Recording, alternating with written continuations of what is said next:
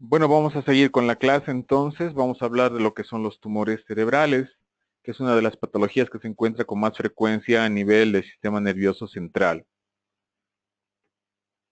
La incidencia de la enfermedad de los tumores cerebrales aproximadamente da un 3.5 casos por cada 100.000 habitantes y la mortalidad 2.6 casos por cada 100.000. ¿De acuerdo? Además que esto va a ir aumentando conforme uno va aumentando en años, ¿no? Se ve una mayor frecuencia entre personas que tienen 75 a 84 años. Se representa la tercera causa de mortalidad por cáncer, ¿ok? Además, se tiene una buena frecuencia a nivel de los pacientes que son en edad infantil. Fíjense, su frecuencia es entre 2 a 5 casos por 100.000 y dependiendo de las edades puede haber más o menos frecuencia. La mayor se va a encontrar entre los 12 y 24 meses, como pueden ver en esta diapositiva. Los tumores del sistema nervioso central, ya sean de alto o de bajo grado de malignidad, constituyen un problema del sistema de salud de México y en realidad en todo el mundo, y tanto los tumores representan entre un 10 y un 15% de tumores del organismo, aproximadamente el 25% de todas las muertes está dado por cáncer. Este estudio que ha realizado una entidad americana determinó que la localización más frecuente de los tumores cerebrales es a nivel de las meninges, ¿ok? Seguido de los lóbulos cerebrales frontal, parietal, temporal o occipital. La epidemiología básicamente depende en muchos casos tanto si es un adulto o si es un niño, y generalmente los adultos van a tener una presentación supratentorial, es decir, por encima de la tienda del cerebelo, y en los niños va a ser infratentorial por debajo de la tienda del cerebelo. ¿De acuerdo?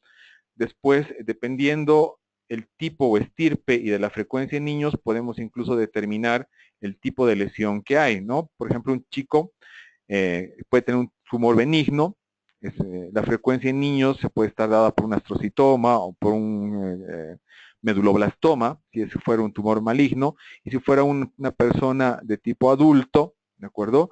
Por orden de frecuencia lo que vamos a ver es más metástasis, glioblastomas multiformes, meningiomas, etcétera. Entonces, tanto la edad y el tipo de lesión nos puede dar más o menos las características o la sospecha clínica de un tipo de tumor. La OMS ha realizado una clasificación de lo que es las enfermedades de tipo neoplásico en grados. Como pueden ver ahí, se clasifica en grado 1, 2, 3 y 4. ¿Okay? Los tumores de bajo potencial proliferativo son los grados 1, es decir, que no se reproducen con mucha frecuencia, o no se reproducen a gran velocidad. Y como dice ahí, la posibilidad de curación o con extirpación o con quimioterapia es completa. El grado 2 hay una mayor cantidad o capacidad infiltrativa y generalmente un mayor nivel de actividad proliferativa. El grado 3 hay una mayor actividad proliferativa, eso es la actividad mitótica, además de alteraciones histológicas, principalmente a nivel de lo que es la atipia o malformaciones a nivel nuclear. El grado 4, tumores citológicamente malignos de alta actividad mitótica, se reproducen mucho, va a haber necrosis, muerte neuronal y van a estar asociadas a una rápida evolución con mucha infiltración e invasión. De acuerdo al crecimiento del tumor, podemos tener que los tumores crecen básicamente de tres formas. Uno por expansión, que aumenta la masa sólida, ¿de acuerdo? O aumenta su masa sólida. Por degeneración quística, lo que se traduce en un aumento del volumen tumoral, o por una infiltración, es decir, una invasión al tejido cerebral. Los tumores pueden ser supratentoriales o infratentoriales, ¿ok? Y de acuerdo a lo que es la localización podemos sospechar de diferentes tipos. Fíjense, los tumores en los lóbulos cerebrales y tumores a niveles hemisféricos profundos, hablamos de glioma, meningioma, metástasis o adenomas hipoficiarios o craniofaringiomas si se da en la silla turca. Si son infratentoriales por debajo de la tienda del cerebelo, de acuerdo a nivel de lo que es cerebeloso y del tallo, podemos hablar de tumores de ángulo pontocerebeloso, ¿de acuerdo? O de otras localizaciones. Dependiendo de esto, podemos hablar de un neurinoma de lo acústico, de un meningioma epidermoide, o si fueran a nivel de tallo, glioma del tronco cerebral, metástasis, hemangiomas, meningiomas. Como verán, tanto la localización o en este caso también si es niño o adulto nos dan el tipo de tumor. Hay varios tipos de tumores dependiendo de la celularidad. Podemos clasificarlos en 9 categorías según la clasificación de la Organización Mundial de la Salud. Hay los neuroepiteliales, los de las meninges, los de los nervios craneales y raquídeos, los hematopoyéticos de células germinales, los de las lesiones quísticas y parecidas a tumores. Después los que son a nivel de la región celular, las extensiones locales de los tumores regionales y las metástasis. Los tumores neuroepiteliales, que son los que se dan con mayor frecuencia, los astrocitomas, pueden dividirse en diferentes tipos de acuerdo al estirpe celular que tengan. Pueden ser astrocitomas, como hemos mencionado, pueden ser oligodendrogliomas, que son las células que dan el sostén hacia o en el tejido cerebral, pueden ser de células ependimarias, pueden ser gliomas mixtos, de plexos coroideos, etc. Entonces depende del tipo celular. Fíjense acá, vemos la frecuencia de este tipo de lesiones. En un 30% está el glioblastoma multiforme, que es el tumor de mayor grado que hay dentro de los astrocitomas.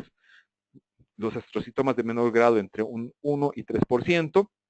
Y el meningioma hablamos de un 18%. Entonces, son las frecuencias que se pueden ver en diferentes estudios. Esto puede variar. Otros tumores, como los astrocitomas de menos grado, podemos ver que se pueden dividir, o bueno, los astrocitomas en general se pueden dividir en estadios dependiendo de la clasificación de Kernonham, que nos habla justamente de los tipos que hay, ¿no? Entonces, el 1 es generalmente el más leve, el 2 es el astrocitoma anaplásico es el 3, que es infiltrante y difuso, y el más grave, como hemos mencionado, es el glioblastoma multiforme. La localización depende, pero generalmente se puede dar en los hemisferios cerebrales, ¿ok? O principalmente supratentorial o en la línea media. Aquí podemos ver una imagen donde hay una lesión a nivel de lóbulo temporal, donde aquí vemos esta lesión infiltrante con focos de necrosis y también es sangrante, ¿ok? Puede haber esta proliferación de los vasos, que eso provoca básicamente el sangrado en este tipo de lesiones. Aquí tenemos otra lesión que a veces puede traspasar o atravesar la dura madre y también infiltrar a hueso, produciendo una lesión de tipo hiperostótica o hiperostosis, dándonos este tipo de lesión en el cráneo. ¿Ok? Después podemos ver otro tipo de lesiones histológicas, como es este oligodendroglioma, que tiene un curso más benigno, responde al tratamiento mejor que los astrocitomas. ¿Okay? La localización es supratentorial y la anatomía patológica, es decir, la histología de las células, nos muestran estas células en huevo frito, que es una de las características para hacer el diagnóstico diferencial. Por otra parte, tenemos acá esta imagen en una resonancia magnética, donde podemos evidenciar esta lesión que, como verán, es menos infiltrante, menos invasiva que las anteriores. Los ependimomas son lesiones de las células ependimarias que se encuentran dentro de los ventrículos o a nivel de lo que son los conductos que llevan el líquido cefalorraquídeo. ¿De acuerdo? Las características que presentan formaciones en roseta tienen un buen pronóstico, como dice ahí, si se logra operar de manera completa. Aquí tenemos esta imagen, fíjense acá, realmente parece una rosa, es una roseta que se encuentra a nivel del cuarto ventrículo, ¿ok? Sensiblemente esto puede obstruir todo el flujo de líquido cefalorraquídeo, darnos lo que son las hidrocefalias. Lo bueno de esto es que si se opera prácticamente hay una curación. Los meningiomas, que es el segundo tumor intracraneal más frecuente después de las metástasis, ¿okay? Son generalmente benignos, aunque no suelen invadir el cerebro, pero tienen mucho efecto de masa. Su localización también depende de la región y su clínica también. ¿Okay? Depende, si es que es a nivel parietal, presentará alteraciones sensitivas, si es a nivel de región temporal, probablemente pueda presentar alteraciones de memoria o epilepsias tipo desconexiones. Entonces, hay varios tipos de presentación clínica, ¿de acuerdo? Generalmente, como deriva de las meninges, esto puede derivarse, por ejemplo, de la hoz frontal, la hoz del cerebro frontal, a la menor de los esfenoides o del foramen magno. Diagnóstico a través de estudios de imagen y de la biopsia, y también podemos hablar de que si se realiza una resección total, prácticamente curativa. Si no es posible la resección de todo, se puede hacer radioterapia, que nos ayuda a disminuir el número de recurrencias de este tipo de tumor. Aquí podemos ver dos imágenes. En la imagen de abajo podemos ver esta imagen que está acá, que es un meningioma, ¿de acuerdo? Probablemente de lo que es las meninges que estaban a nivel de región parietal. Es una lesión que invade e empuja, más que todo empuja al cerebro, no lo invade como tal, pero provoca este tipo de lesiones como habrán visto. El crecimiento es lento y a veces son hallazgos que se realizan en la tomografía. Aquí tenemos otra lesión que es un meduloblastoma que generalmente es presente en niños. Fíjense, es altamente invasivo, como está invadiendo al tallo y también al cerebelo, ¿de acuerdo? Es sangrante, ¿de acuerdo? Y se ve varias zonas de necrosis. El adenoma de hipófisis es una lesión pequeñísima, bueno, ni tan pequeña, que se encuentra a nivel de la zona de la silla turca. Puede crecer y puede ser bastante extensa, como les decía, no es que es pequeñísima, tiene razón, puede crecer bastante, ¿de acuerdo? Y generalmente lo que va a provocar son trastornos de tipo endocrinológico, porque como hemos mencionado en la parte de anatomía, esta zona o este órgano es altamente importante para la secreción hormonal.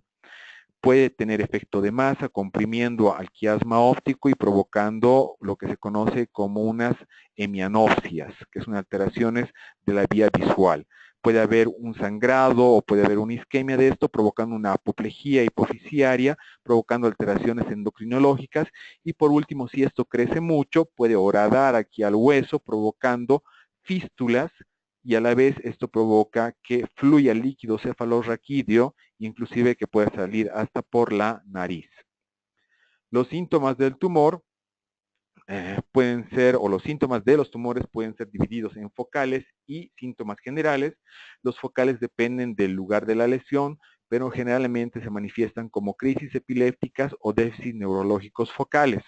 Por otra parte, se produce síntomas generales que pueden estar representados por hipertensión intracraneal y además pueden estar representados por alteraciones del estado de conciencia o de la conducta. ¿Okay? La hipertensión intracraneal se va a caracterizar por presentar cefalea, sensación de náuseas con vómitos explosivos y también trastornos de la conducta.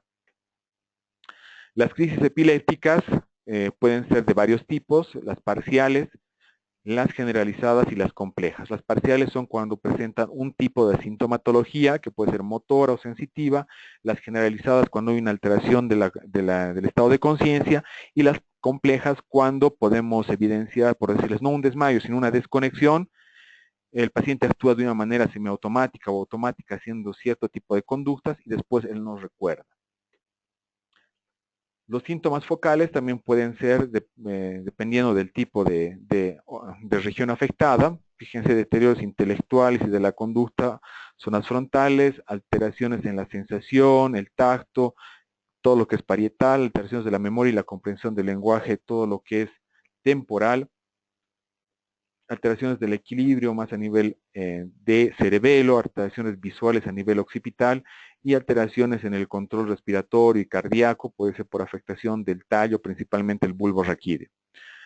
Esto lo voy a pasar rapidito, como les mencionaba a algunos de sus compañeros, su trabajo final de módulo es hacer una pequeña monografía sobre los síndromes frontales, y esto lo que les va a permitir es saber el tipo de sintomatología que ustedes pueden encontrar, cualquier sea el tipo de lesión, ¿de acuerdo? Dependiendo de la región afectada, ¿no? Frontal, occipital, temporal.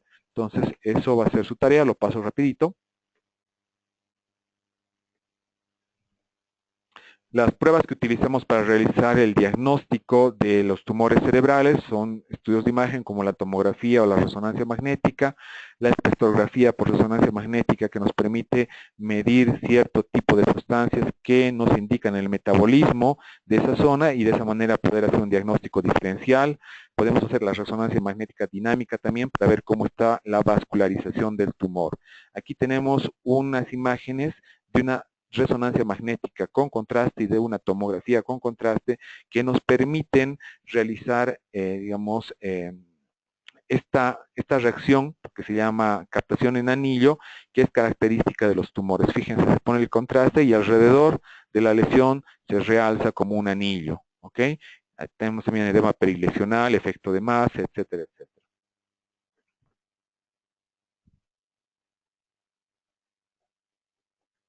En la anterior diapositiva, en esta podemos ver de la misma manera cómo se realza esta lesión cuando se pone el contraste en región occipital, ¿no? Bueno, los contrastes por si acaso se ponen de forma endovenosa y cuando se hace el estudio de imagen, pues esta sustancia ha viajado desde la parte, digamos, distal que se administró en el brazo, o en algunos casos en la pierna, viaja hasta el cerebro, este contraste, y podemos de esa manera nosotros realizar las imágenes estas que han visto anteriormente, ¿no? Pero otras pruebas complementarias son las de punción lumbar, en algunos casos, principalmente en carcinomatosis o en linfomas, algunos biomarcadores de tipo tumoral, ¿okay? Los electroencefalogramas que nos van a dar datos sobre actividad irritativa para epilepsias o lesionales si son ondas agudas, son ondas lentas, en caso de tumores infiltrativos. También vamos a necesitar evaluación endocrinológica si se afecta a zonas de la hipófisis o del hipotálamo. Y por último, el diagnóstico diferencial o definitivo está dado por la biopsia cerebral, que nos va a indicar el tipo de lesión y de esa manera también nos puede ayudar a ver el pronóstico. Dentro de las medidas generales utilizamos medidas antiedema como la dexametasona o utilizamos anticonvulsivantes, ¿ok?, que nos permiten controlar las crisis epilépticas. El tratamiento específico puede ser radioterapia, quimioterapia o tratamiento quirúrgico. Aquí tenemos algunos medicamentos que se utilizan o algunos estudios que se han utilizado para el tratamiento de gliomas de alto grado de malignidad. La radioterapia también es otro esquema que se realiza, pero ya desde el punto de vista oncológico, en el cual se trata de irradiar al tumor para evitar su crecimiento y así mejorar un poco la calidad de vida del paciente, ¿no? Entonces esto lo hacen ellos generalmente con este grado de radiación que es 55 grays. Ahora, el tratamiento no solamente es quimio y radio, en muchos casos se necesita la radio más el tratamiento quirúrgico, que es lo que muestra este cuadro. Aquí podemos evidenciar también que hay ciertos síndromes familiares que se relacionan con la aparición de tumores dentro del sistema nervioso. Podemos hablar de las fibromatosis, que se relacionan tanto con el glioma del nervio óptico o el neurinoma bilateral del octavo par, y algunos otros cuadros, como por ejemplo la infección por el VIH, que se relaciona con la presencia de linfomas a nivel del cerebro. Aquí les dejo esto, que es básicamente un resumen de los tipos de tumores que podemos encontrar, la frecuencia, ¿de acuerdo?, el sitio de dónde provienen o dónde se localizan y el tratamiento que generalmente se recomienda. Vamos a hablar de las metástasis porque es el principal tumor que se encuentra a nivel del sistema nervioso. Dentro de esto podemos decir que las metástasis cerebrales se pueden dar, tienen una localización a todo nivel del sistema nervioso central, pero generalmente son supratentoriales, ¿de acuerdo? Y son múltiples. Los tumores que más metastizan en el cerebro son los del melanoma, que son tumores de piel, los cánceres de pulmón en hombres principalmente y el cáncer de mama en las mujeres. Obviamente se pueden dar también los cánceres de riñón, de tiroides y de células germinales que se encuentran en los testículos. ¿Cómo se produce la metástasis? Básicamente las células tumorales van a perder su adhesión al tumor, van a ingresar al torrente sanguíneo, ¿de acuerdo? Posteriormente de eso van a salir en otro órgano distante y van a colonizar justamente ese órgano, provocando la lesión metastásica. Corresponden siempre a un tumor primario, por eso si se detecta esto en el sistema nervioso central, lo importante es detectar dónde es el tumor primario, que como hemos dicho puede ser mama, pulmón o melanoma. No todas las células tumorales que ingresan al torrente sanguíneo tienen justamente esta capacidad de replicarse, hay un pequeño número, pero basta que sea una y probablemente esa es la que va a provocar las metástasis. Los huesos, los pulmones, el hígado y el cerebro son los órganos donde se producen con más frecuencia este tipo de lesiones. Las vías de diseminación, linfática, metastásica y por siembra de cavidades, ¿de acuerdo? La frecuencia de este tipo de presentación de lesiones en los pacientes con cáncer es del 15 al 40%, ¿ok? pacientes que tienen cáncer de pulmón tienen una probabilidad de 35% de hacer metástasis en otros órganos, los de mama un 10%, pero fíjense acá los de melanoma tienen aproximadamente un 40 a un 30%, entonces es alto. Por lo tanto, cualquier mancha en la piel habría que vigilarla de una manera cuidadosa y hacerla valorar por un dermatólogo. Otro tipo de estudios que usamos para buscar las metástasis y el tumor primario es pues básicamente radiografía, tomografía de tórax, sospechando de problemas de tumores primarios pulmonares, también la broncoscopía, se la puede ver, ¿de acuerdo? También podemos ver el tacto y la ecografía testicular, podemos evidenciar también marcadores tumorales como el antígeno carcinoembrionario y el alfa-fetoproteína, sangre en heces si es que sospechamos de que hubiera un problema de tipo abdominal, más que todo un cáncer de colon, ¿ok? La tomografía nos apoya muchísimo en eso. También tenemos acá la posibilidad de evaluar que el mismo tratamiento, ¿de acuerdo? O el mismo cáncer puede provocar afectaciones dentro del sistema nervioso. Con respecto al tratamiento, hemos visto que aumenta, digamos, la supervivencia de los pacientes, pero a la vez también esto les va a provocar trastornos inquietantes e incapacitantes, y por lo tanto, estos tienen que ser tratados. Dentro de las complicaciones que pueden ser metastásicas, tenemos las lesiones metastásicas al cerebro, a las leptomeninges, a la médula, y también puede haber compresiones a nivel de lo que son los plexos y de los pares craneales. Dentro de las no metastásicas tenemos las enfermedades cerebrovasculares, los trastornos metabólicos, las complicaciones del tratamiento, que pueden ser básicamente por el efecto tóxico que tienen los quimioterápicos, y también puede haber infecciones oportunistas o síndromes paraneoplásicos por la reacción inmune que tiene. Dentro de las metástasis, las más frecuentes, ya hemos dicho, es secundario a problemas de mama, pulmón y de melanoma. Los síntomas pueden ser difusos, principalmente con abulia, somnolencia, delirium, o focales principalmente con convulsiones, afasia, amaurosis, etc. Aquí podemos ver estas imágenes, fíjense cómo hay unas imágenes múltiples que realzan al contraste, que tienen edema y efecto de masa. Esto nos habla así de una metástasis importante y es un paciente que había tenido un melanoma. Fíjense lo que se puede encontrar. Por otra parte, también se puede dar la metástasis a nivel de las meninges, que se encuentra en un 5-8%, y los principales lugares de donde proceden es de la mama, el pulmón, el melanoma. ¿Ok? También puede ser de los tumores del aparato digestivo y linfomas. Los síntomas son igual medio inespecíficos, pero generalmente hay también generales como confusión, somnolencia, ¿de acuerdo? Y locales o focales como crisis epilépticas, diplopía, hipoacusia, etc. ¿Ok? Entonces, son estos cuadros. Los medulares también, generalmente son alteraciones de la parte motora y también vienen de, principalmente de mama, pulmón y próstata. Generalmente lo que van a provocar es dolor, alteraciones en la marcha, ¿de acuerdo? Y alteraciones en la sensibilidad. Las lesiones no metastásicas, pues básicamente están dadas por la hipercoagulabilidad que se da en los pacientes que tienen cánceres y eso obviamente va a provocar la producción de accidentes vasculares cerebrales. Otra de las causas también, aparte de la hipercoagulabilidad, es que el tratamiento con quimioterapia y radioterapia va a provocar inflamaciones de los vasos y de las venas, provocando también un mayor riesgo para que presenten accidentes vasculares cerebrales. Las hemorragias también suelen estar asociadas principalmente con las metástasis que están altamente irrigadas.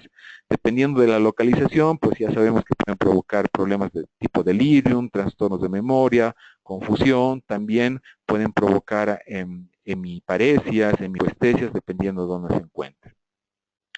Los trastornos metabólicos, generalmente, tanto las sustancias que se utilizan dentro de la quimioterapia, ¿okay? Pueden provocar alteraciones de tipo encefalopatías, es decir, confusión, ¿okay? Por alteración en lo que es el funcionamiento de las neuronas, o por alteraciones a nivel de lo que son los electrolitos, es decir, concentraciones de sodio, potasio, ¿de acuerdo? La misma quimioterapia provoca esto, también puede bajar las defensas y provocar infecciones y sepsis, y también se puede dar por falta de absorción de otras sustancias como la tiamina.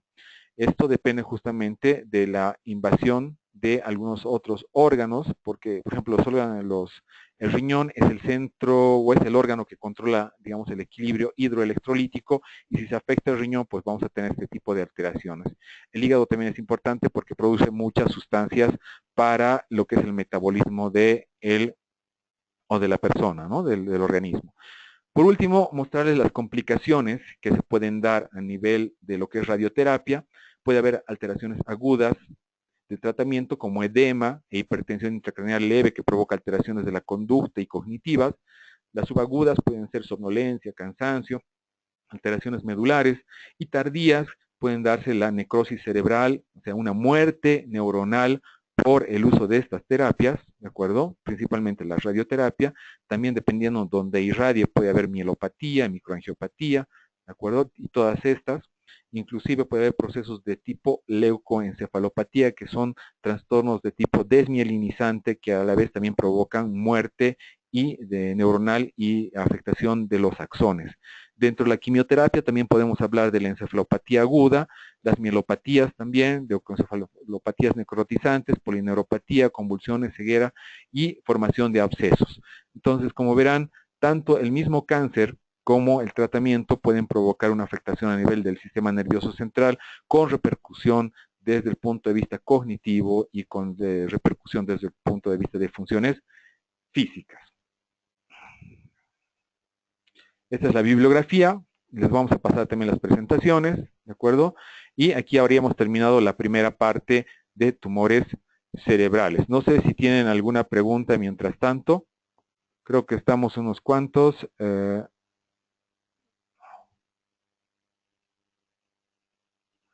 Cinda, ¿tienes alguna pregunta?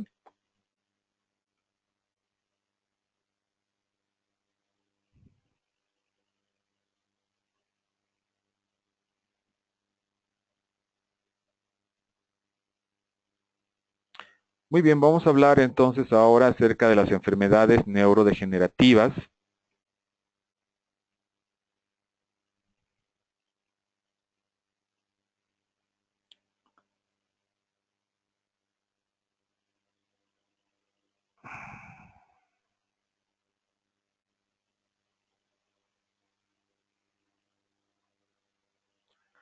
Cinda, ¿puedes ver la presentación?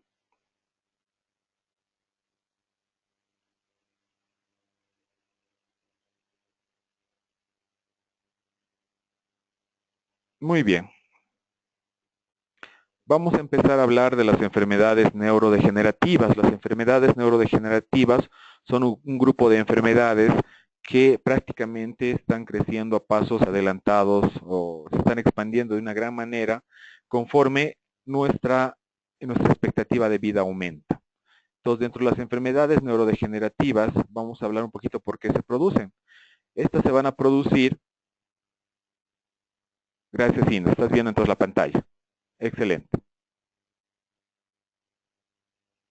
Bien, a ver, nuevamente, por favor, confírmame si estás viendo la pantalla.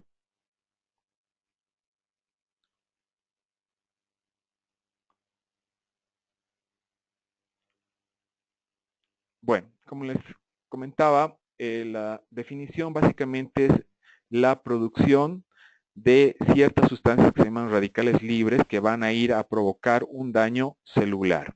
Generalmente estos radicales libres, ¿de acuerdo? Son sustancias que provienen del metabolismo del oxígeno y que permiten que nosotros, bueno, son sustancias que se producen como sustancias de desecho a través del uso del oxígeno. El oxígeno lo necesitamos para producir un montón de procesos de tipo metabólico, energéticos, y una vez que se utiliza el oxígeno, pues se producen otras sustancias que se llaman radicales libres, que son derivados, pero lo malo es que estos son dañinos.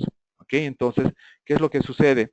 Lo que sucede es que hay una reacción en cadena metabólica, provocando un daño oxidativo que puede ir a dañar las células y también a los tejidos, ¿de acuerdo? Los procesos de oxidación y los procesos ambientales, ¿de acuerdo? Los procesos normales y los procesos ambientales pueden provocar radicales libres en nuestro cuerpo y también se van a dar tanto de forma extra o intracelular. Un ejemplo de eso es básicamente la transmisión neuronal, donde van a participar tanto los organelos, van a participar la membrana celular, ¿de acuerdo? Va a participar todo esto de lo que es la sinapsis, y todos estos procesos necesitan energía, y eso se saca la energía por procesos de tipo oxidativo, utilización de lo que es el oxígeno. Entonces, este proceso se llama oxidación, que es una reacción química de transferencia de electrones. Se puede provocar, se provoca esta reacción de producción de estos metabolitos, pero también tenemos otro tipo de sustancias que tratan de equilibrar esta reacción, que se llaman antioxidantes, que son moléculas que retardan o previenen la oxidación y que inhiben las reacciones de oxidación, oxidándose a ellos mismos. Entonces, eso generalmente es un equilibrio, pero en muchos casos, y conforme pasan los años, se pierde un poco este equilibrio. Y entonces lo que va a suceder es que se va a producir estos radicales libres y estas sustancias que se llaman especies reactivas de oxígeno. Estas especies reactivas de oxígeno, que provienen justamente del metabolismo del oxígeno, son los iones de oxígeno, los radicales libres y los peróxidos. Estas sustancias sensiblemente provocan daño a nivel celular, ¿de acuerdo? Pueden provocar, además, aumento de lo que es necrosis celular y de los tejidos. Sensiblemente esto se da porque nosotros necesitamos energía y hay sistemas de producción de energía en el cuerpo que son más eficientes a través de la oxidación de la glucosa, ¿de acuerdo? Y es de ahí donde se van a producir básicamente estos radicales libres y la formación de estas especies reactivas de oxígeno. Lo malo es que estas especies reactivas de oxígeno van a provocar daño a lo que es el DNA, van a provocar muerte celular, disfunción del sistema inmune, la gliosis, que es básicamente esa destrucción celular y formación de especies de lo que son reparación, pero una mala reparación que se llama gliosis, ¿de acuerdo? Disfunción mitocondrial, que son los organelos que producen energía en el organismo y prácticamente en la célula. Oxidación de los lípidos y alteración lo que es el colesterol y esas cosas, disfunción de los proteosomas, que son los organelos que reparan la célula, y obviamente también pérdida de lo que es la conformación proteica. También está relacionado todo esto con lo que es la inflamación, ¿de acuerdo? Y la inflamación en las enfermedades neurodegenerativas es una respuesta que pierde su regulación y deja de ser un proceso de defensa para convertirse en un factor de destrucción neuronal. La inflamación en realidad puede ser buena, pero ya que es un mecanismo de defensa contra algún daño con la finalidad de restablecer la integración tisular, pero en las enfermedades neurodegenerativas no sucede esto, permitiendo que se altere también el sistema inmune y contribuya a una condición patológica y progresiva, y al final todo esto también se ha demostrado que tiene mucho que ver con las enfermedades neurodegenerativas, porque personas que consumen antiinflamatorios se ha visto que tienen un menor riesgo de hacer Alzheimer y enfermedad de Parkinson. Ahora, este sistema de defensa antioxidante que también lo tenemos, lo que va a permitir es retrasar o inhibir la oxidación, disminuye la concentración de estos oxidantes, barre los primeros radicales libres que se forman, transforma los peróxidos en productos menos reactivos y detiene la propagación del aumento de radicales libres. Por otra parte, esta regulación o este equilibrio se mantiene a través de lo que se llaman las reacciones redox, reacciones de reducción y oxidación, ¿de acuerdo? Y se trata de mantener un equilibrio, pero a veces eso no se puede lograr, produciéndose todas estas sustancias que habíamos mencionado. ¿Dónde se realizan estas reacciones redox? Cuando hay mitosis, es decir, crecimiento y proliferación celular, cuando hay migración celular, fenómenos de reparación, renovación de la membrana, síntesis y liberación de las hormonas, supervivencias de etapas embrionarias o en la transcripción de estas citocinas en los procesos inflamatorios. Entonces, fíjense, es básicamente en todas las reacciones del cuerpo que hay estos procesos de oxidación-reducción. Lo malo es que cuando no está equilibrado, pues se producen estos radicales libres y son los que normalmente se generan cuando nosotros obtenemos energía del oxígeno y de la glucosa.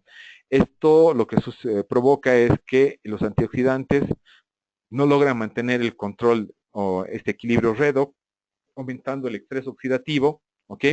Y también aumentando lo que es la producción de los radicales libres y estas sustancias que habíamos mencionado que se llaman las sustancias de síntesis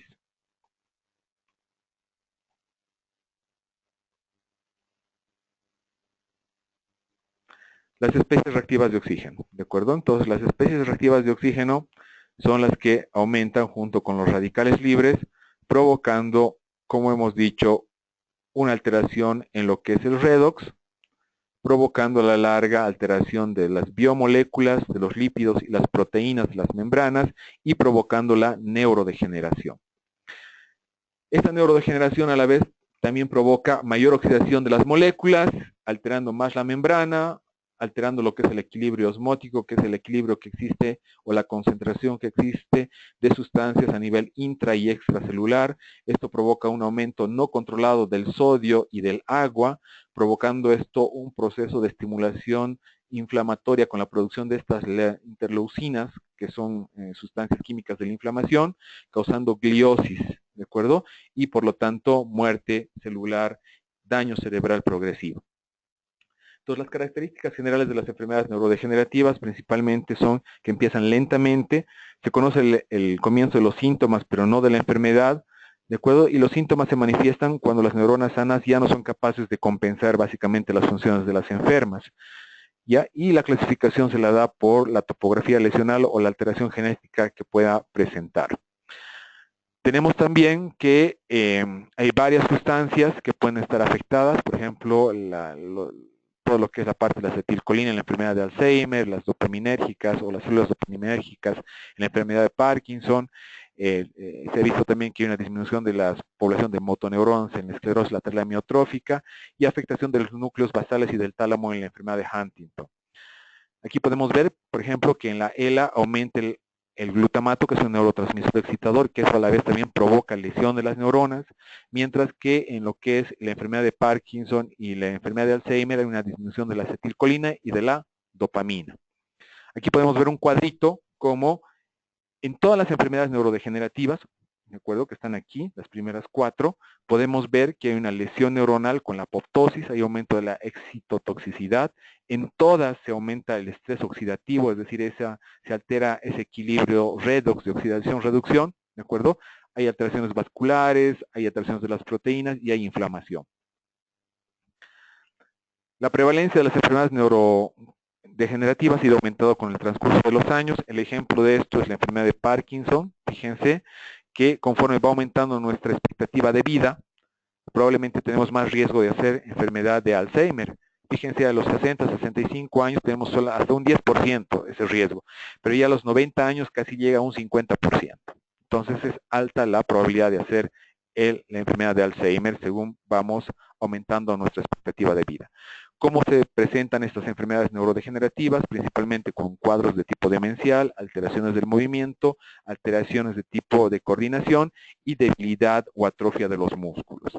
Aquí podemos ver qué tipos de enfermedades neurodegenerativas hay según la afectación de alguna región del cerebro. Por ejemplo, los hemisferios cerebrales, enfermedad de Parkinson, enfermedad de Alzheimer, tenemos demencia frontotemporal, demencia senil, que dicen ahí. En núcleos de la base tenemos la enfermedad de Parkinson, la corea de Huntington y todas estas. Tenemos en el cerebelo la enfermedad de Frederick, tenemos la atrofia cerebrosa hereditaria, ¿ok? Y otras, como pueden ver. Las perspectivas del diagnóstico, ojalá se pueda hacer de forma precoz, aunque es un reto clínico y el diagnóstico, porque no lo podemos hacer todavía de forma precoz, ¿de acuerdo? Simplemente cuando ya se han presentado los síntomas, ¿de acuerdo? Es fundamental clasificar adecuadamente el tipo de pacientes para introducir los ensayos clínicos y programas. La neuroimagen va a ser de aquí a un tiempo, yo creo, uno de los pilares, aunque al momento es difícil poder todavía acceder a este tipo de estudios. Las perspectivas terapéuticas que tenemos es básicamente si conseguimos un diagnóstico precoz, pues vamos a poder intervenir mucho más antes y evitar la degeneración neuronal. Hay ahorita tratamiento farmacológico que si bien es paliativo, pues no llega todavía a todas las personas y vamos a tratar de canalizar a ciertos programas para que puedan estas personas acceder a la medicación. Por otra parte, también tenemos que hablar de la dependencia de la figura del cuidador. Necesitan todas estas personas un cuidador. Tienen una discapacidad y una dependencia grave. Hay que valorar cómo están las condiciones del domicilio para poder atenderlos en la casa. Y si no se pudiera, pues hay que ver la posibilidad de internarlos, ¿no? Por otra parte, siempre hay que ver algunos otros aspectos que generalmente son sociales, que básicamente es asesoramiento y ayuda, hacer sesiones informativas a la población y hacer programas o hacer programas de cuidados paliativos y de atención emocional a los pacientes y a las personas.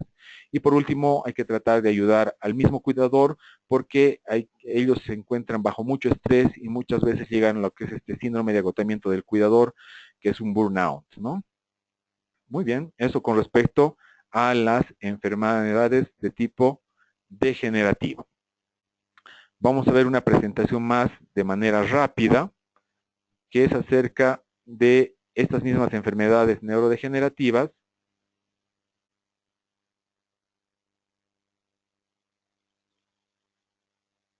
Y un poquito de la historia y de cuál es la clínica. Como les decía, yo un poco me baso más en las estadísticas mexicanas porque es una población que se parece mucho a la nuestra, tiene casi nuestras mismas características. Muy bien, entonces, las enfermedades neurodegenerativas, dentro de estas vamos a hablar de la enfermedad de Alzheimer. Básicamente la enfermedad de Alzheimer ha sido descrita por este doctor, que es Alois Alzheimer, en 1906, quien ha notado básicamente unos síntomas que incluían alteración de memoria principalmente, problemas de lenguaje y alteraciones de conducta en una paciente. Posteriormente al fallecimiento de esta señora, él hizo una autopsia, hizo cortes histológicos y pudo determinar que había una alteración con la formación de ciertas o la aparición de ciertas estructuras que se conocerían después como placas amiloideas y los famosos ovillos neurofibrilares, ¿de acuerdo? Cuando hablamos de demencia, debemos decir que básicamente es un deterioro adquirido de las capacidades cognitivas que entorpecen la realización satisfactoria de las actividades de la vida diaria. En la enfermedad de Alzheimer, la demencia es progresiva, principalmente con alteración de la memoria y posteriormente de conducta y de lenguaje. Hay una alta prevalencia, como podemos ver, es la primera causa de demencia a nivel mundial. Aquí tenemos el ejemplo de México.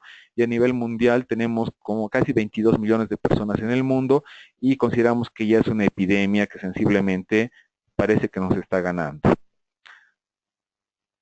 La etiología, es decir, la causa de esta enfermedad es desconocida, pero se ha relacionado con la, digamos, presencia de algunos genes, como este es el APOE4, que se encuentra en el cromosoma 19, y este gen PPA, que es básicamente el gen que produce la proteína precursora de amiloide, que se encuentra en el cromosoma 21.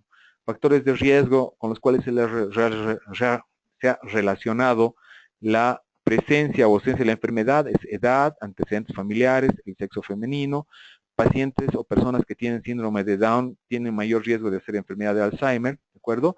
La presión arterial también elevada se ha visto que causa la producción de más placas de beta-amiloide, ¿de acuerdo? Antecedentes de traumatismos craneoencefálicos también se ha correlacionado, digamos, con una evolución más rápida de la enfermedad de Alzheimer, y también pacientes o personas que tienen raza negra. Entonces, la fisiopatología lo que provoca es la aparición de estas sustancias, los ovillos neurofibrilares o las placas amiloideas. Eso también se ha correlacionado con la producción de radicales libres que hemos mencionado en la anterior charla, y eso lo que va a provocar es atrofia de la corteza, atrofia de otras áreas, disminución de lo que es la acetilcolina o de las proyecciones de acetilcolina y apoptosis o muerte celular. Hay varios estadios, sabemos que hay el leve, el moderado y el severo, y lo que nos va a permitir hacer el diagnóstico es básicamente la clínica, mediante la pérdida de memoria, puede haber alteraciones del estado de ánimo y conducta, dificultades en la orientación, problemas de lenguaje y alteraciones cognitivas en otros niveles. ¿Okay? Cuando es un estadio más avanzado, obviamente este paciente no reconoce ni a los familiares, pérdida de casi todas las habilidades normales y tiene varios problemas de conducta.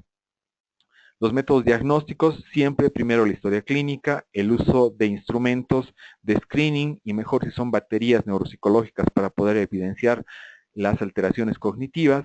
Se realizan los estudios de imagen, ¿de acuerdo? Principalmente resonancia magnética o tomografía, y se puede complementar con algunos otros estudios como el electrocardiograma para descartar problemas o riesgo cardiovascular, ¿de acuerdo? Dentro de la resonancia, fíjense, aquí podemos ver algunos estadios, es una resonancia magnética normal, y aquí tenemos una completamente alterada. ¿Cuál es la diferencia? Fíjense, la afectación a nivel del lóbulo parietal, y a nivel de lo que es la región del hipocampo, que nos hablan de ya una afectación muy importante, y esto es un estadio probablemente avanzado, ¿okay? Que además se correlacionara con la clínica, con la edad, con los antecedentes, pues ya estaríamos haciendo el diagnóstico de enfermedad o de Alzheimer, ¿no? Entonces, ¿cuáles son los lugares que más se afectan? Como dice acá, el hipocampo, que lo vemos aquí, y la corteza temporal y también la parietal, ¿ok? Entonces, el diagnóstico definitivo sensiblemente es con biopsia, pero muchas veces no podemos llegar a ese tipo de procedimiento. El tratamiento generalmente trata de reducir el progreso de la enfermedad y tratar de ayudar con las alteraciones del comportamiento. Se trata de ayudar mediante cuidados paliativos al paciente, a la familia, principalmente a su cuidador. Se le da algunos medicamentos o sustancias que son de tipo antioxidante, como las vitaminas, principalmente estas, además de la vitamina C y E.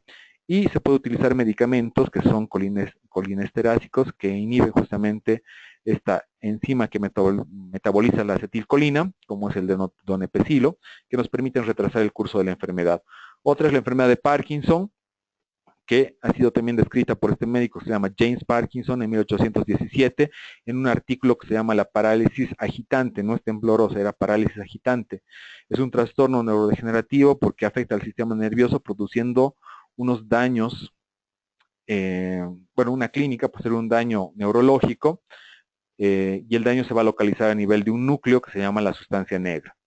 Igual es la segunda causa de enfermedad neurodegenerativa más común, vemos con mucha frecuencia en consulta externa, afecta a 1 al 3% de adultos mayores de 60 años y pues básicamente a nivel mundial tenemos 6.3 millones de afectados. La etiología no se conoce, aunque muchas veces se ha relacionado con problemas inmunes, alteraciones genéticas y problemas infecciosos o virales, ¿ok? Se ha visto que hay un 5% de pacientes que tienen antecedentes familiares y se ha relacionado principalmente con estos dos genes, que es el PARC1 y el PARC4, que codifican esta proteína que se llama alfa-sinucleína, que se ha visto dentro de las células dañadas en las personas con Parkinson. Factores de riesgo para desencadenar, digamos, para tener más probabilidad de tener Parkinson, tener más de 65 años y antecedentes familiares de enfermos de Parkinson. Se debe a la degeneración de las neuronas conectadas que conectan la sustancia negra con los ganglios basales, donde se libera un neurotransmisor que es la dopamina, y también hay neuronas productoras de acetilcolina. Lo que vamos a ver es básicamente disminución de este neurotransmisor dopamina y un aumento de la acetilcolina provocando los síntomas. Un cuadro que también se ha asociado con la enfermedad de Parkinson es esta demencia que se llama demencia de cuerpos de Levy. La demencia de cuerpos de Levy básicamente se caracteriza por presentar trastornos cognitivos acompañados de todo lo que es el cuadro de un parkinsonismo o de una enfermedad de Parkinson, ¿de acuerdo? Entonces, ¿cuál sería la causa? Básicamente defectos del sistema de ubiquitina, que es un proteosoma que permite la degradación de las neuronas, de las proteínas. Alterándose esto, va a provocar que se forme más acumulación de alfa-sinucleína, que hemos dicho que se acumula en las neuronas de los pacientes con Parkinson. Esto va a formar los cuerpos de Levy. Esto va a provocar la producción de sustancias tóxicas y radicales libres, fíjense otra vez lo mismo, y esto, la apoptosis de las neuronas dopaminérgicas, es decir, la muerte neuronal de las neuronas dopaminérgicas. La clínica básicamente va a estar dada por síntomas motores, como el temblor, la bradicinesia, que es la lentitud en los movimientos, la rigidez, que es ese tono duro al tratar de movilizar las extremidades, y la inestabilidad postural. Los no motores, que generalmente se dan más en la demencia de cuerpos de Levy, se van a caracterizar por trastornos del sueño, trastornos en el pensamiento y la memoria, como pueden ver ahí, más que todo trastornos en lo que es las funciones ejecutivas, abstracción, planificación, función visoespacial también y lentitud en el pensamiento. Va a haber trastornos de la conducta, principalmente depresión y alucinaciones, y también puede haber otras cosas como la disfunción sexual o alteraciones en el habla. Estas no motoras generalmente pueden presentar muchos años antes de desarrollar la enfermedad de Parkinson y sensiblemente a veces no les damos la importancia necesaria. El diagnóstico básicamente siempre es clínico y se puede hacer una prueba de sensibilidad a la dopamina, es decir, un paciente en el cual sospechamos que tiene enfermedad de Parkinson, se les da dopamina o levodopa y vemos que hay mejoría. Si hay mejoría, pues ya confirmamos la enfermedad de Parkinson. ¿de acuerdo? Entonces el tratamiento trata de hacer que aumente la dopamina y disminuya la acetilcolina. Y esto lo hacemos con estos precursores de la dopamina como es la levodopa, los agonistas de la dopamina como es la bromocriptina y el pranipexol. Hay anticolinérgicos que se utilizaban como el viperideno y se ha visto también que hay algunas personas que tienen menos riesgo o han tenido una evolución menor de la enfermedad cuando han tomado analgésicos no esteroideos como el ibuprofeno o el diclofenaco. Otro cuadro que podemos hablar es la enfermedad de Huntington, que básicamente antes se conocía como el mal de San Vito, porque se movían muy irregularmente, descrita en 1872 por este señor George Sumner Huntington, quien ha hecho la descripción clínica y completa, clara, de una enfermedad familiar, cuyos pacientes habían estudiado con su abuelo y su padre en esta zona, en Long Island, en Nueva York, que se caracterizaba por presentar alteraciones del movimiento y trastornos cognitivos y conductuales. Entonces, como dice ahí, básicamente es un trastorno progresivo, transmisión autosómica dominante, es decir, básicamente se hereda en casi todos los descendientes. Clínicamente se caracteriza por la combinación de corea, movimientos anormales, deterioro cognitivo y trastornos conductuales, lo que mencionaba. La frecuencia, más o menos de 5 a 10 casos por 100,000 habitantes. En nuestro medio sí hemos visto algunas familias que tienen este cuadro. Generalmente está relacionado con un problema de tipo genético, una alteración de estos tripletes o copias que se llama dentro de los genes, ¿de acuerdo? Principalmente con este que se conoce como CAG37, bueno, este CAG, esta secuencia citosina, adenina, guanina, más de 37 veces, ¿de acuerdo? Y está relacionado con con este gen que es el 4P16, que va a dar lo que se conoce como la proteína huntingtiana. Fallecen aproximadamente 4 a 20 años después del diagnóstico, en promedio empieza a los 38 años, ¿de acuerdo? Y como les decía, los signos básicamente y síntomas son alteraciones del comportamiento, alteraciones afectivas, hay disfunción motora progresiva e incoordinación, hay inquietud generalizada, alteraciones de agresividad o cuadros de ansiedad, depresión muy severos, ¿de acuerdo?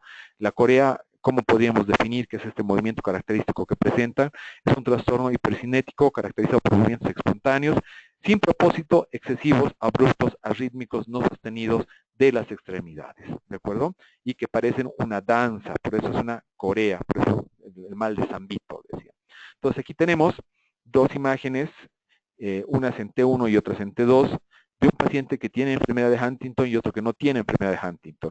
En el que tiene enfermedad de Huntington, como pueden ver ahí, a nivel de lo que son los ganglios de la base se nota zonas hipodensas, eso nos habla ya de una lesión a ese nivel, mientras que en el que no tiene, pues básicamente están normales, solamente se ve la anatomía.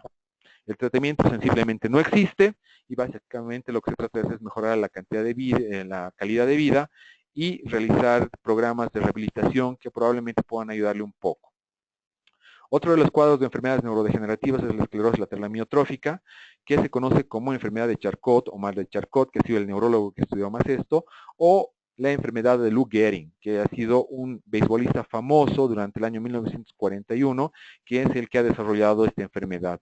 Otro de los personajes famosos que tiene esta enfermedad es básicamente el físico más grande que tenemos ahorita en nuestro tiempo, que es Stephen Hawking, que pues también ha desarrollado esto desde una edad muy temprana, pero gracias a Dios, digamos, y con la ayuda de rehabilitación y toda la persona que lo han apoyado, pues realiza todavía, digamos, esa producción intelectual tan grande hasta el momento, ¿no? Entonces, la esclerosis lateral amiotrófica es una enfermedad progresiva y de muy mal pronóstico que afecta tanto a los músculos voluntarios y en algunos casos también en la parte cognitiva. Es esclerosis porque se pensaba que había un endurecimiento de la médula espinal, lateral porque afecta más un lado, y amiotrófica porque hay una disminución de la masa muscular. Se pensaba que era por disminución de la nutrición de los músculos. Generalmente se afecta entre 1 a 3 personas por 100,000. Hemos visto en nuestra ciudad hay estos casos. Generalmente son varones mayores de 56 años, pero se puede dar entre las edades de 20 a 80 años. Hay un 10% que tiene una herencia autosómica dominante.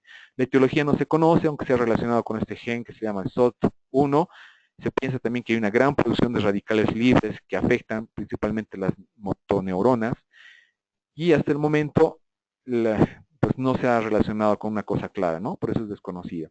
Hay tres tipos de presentación. Una es la que se conoce la esclerosis lateral primaria, que afecta básicamente a las partes motoras en la corteza cerebral. Hay otra que se llama la parálisis vulvar progresiva, que afecta a todo lo que es el tallo y afectaría a todo lo que es la parte orofaringia, por eso tienen dificultad para tragar. ¿Okay? Y hay otra que se llama la parálisis progresiva primaria también, que afecta más que todos los músculos de las extremidades.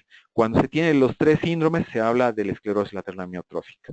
Entonces, fíjense acá, los síntomas: dificultad para respirar, debilidad muscular de la cabeza, de los miembros, dificultad para deglutir, parálisis de las extremidades, puede haber problemas del lenguaje, porque el lenguaje también es una función motora, principalmente en la parte de expresión. Hay calambres, hay contracciones musculares, hay cambios en la voz y puede haber pérdida de peso. Los pacientes fallecen de 3 a 5 años después del diagnóstico, principalmente por asfixia o un fallo respiratorio.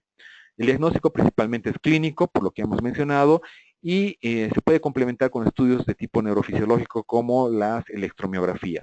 Sensiblemente la imagen no nos ayuda mucho, lo único que nos ayuda es para descartar otro tipo de patologías. Tratamiento no hay, lo que se trata de hacer es igual mejorar las condiciones de vida, y como estos pacientes pueden presentar espasmos, pues lo que se da básicamente son relajantes musculares. Bueno, esto es lo que podría explicarles hasta el momento sobre las enfermedades neurodegenerativas. No sé si tú, Cinda, tienes alguna otra pregunta. Yo sé que ha sido mucha información, pero pues